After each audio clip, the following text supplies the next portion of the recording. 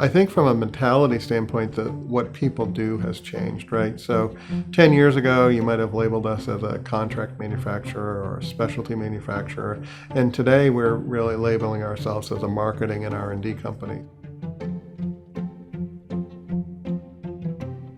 Bradford's been around a long time, officially since 1876. We're founded by two guys from Bradford, England.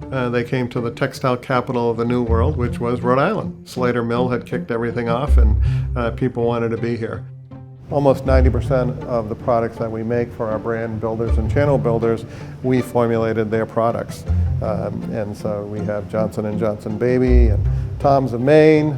And everything you see on this table, you'll see at mass retailers like Target or Walmart.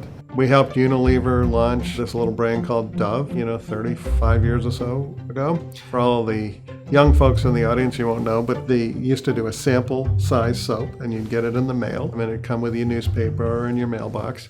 And we made all those here in West Warwick, Rhode Island. I think we made the West Warwick post office the number 5 busiest post office in the United States in the 80s while we were helping them launch that brand.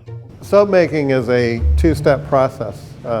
And the first process is we take oils from all over the world, so palm, coconut, can be any oil, tallow, and we make it in 45,000 pound kettles. And in those kettles is a natural chemical reaction that occurs when you put the oils in some caustic, and it turns into soap.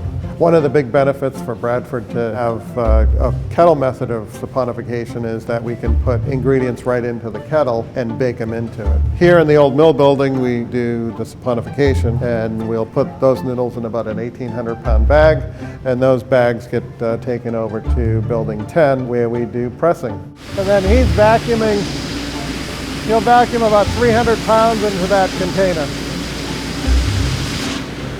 These are all the bags that will get consumed today. Yeah, this is the staging area. 200 million bars a year. Yeah. You go through the building, you're going to see a R&D facility, which we've always had, but we focus more on generating new products that we can deliver. We have chemists and we have lab technicians, so we're really focusing on looking into the future versus just producing a current product set.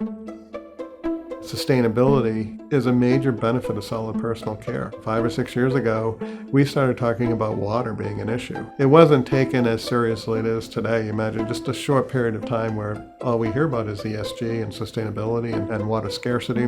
Bar soap has 5% water in it, and a finished bottle of soap is 80 to 90% water, and then you have the plastic container. Well, bar soap doesn't have a plastic container, and so you're starting to address the water scarcity issues and addressing the plastic issue. Rima has been great at really highlighting manufacturing in Rhode Island, and for so many years people didn't want to go into manufacturing. It had this stigma of maybe not being advanced and maybe dirty, and maybe you couldn't make a career at it. But we've never really had a problem recruiting people and getting people here until the last couple of years, right? With COVID and everything that was going on with that. And, with the help of the governor and the help of Rima, we were able to continue to manufacture all the way through the pandemic.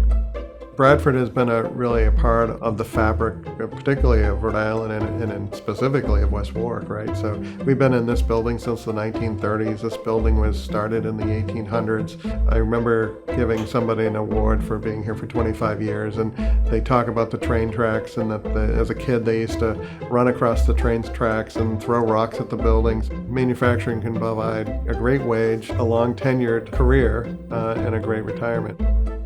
The thing that I like about manufacturing is at the end of the day, you have something physical to touch, right? It's not theoretical.